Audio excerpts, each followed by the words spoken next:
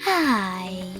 In front of me is OnePlus Nord N30, and today I would like to show you how you can switch on or off location of this device.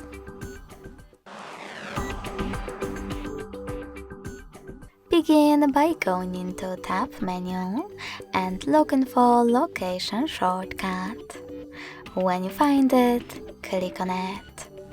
As you can see, mine is now white.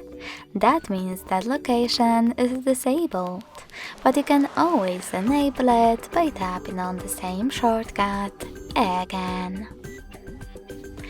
If you want to, you can always go into settings, scroll down and tap on location over here.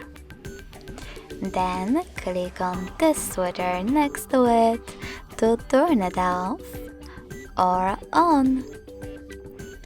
Thanks so much for watching. If you enjoyed this video, don't forget to leave a like, comment and subscribe. Bye!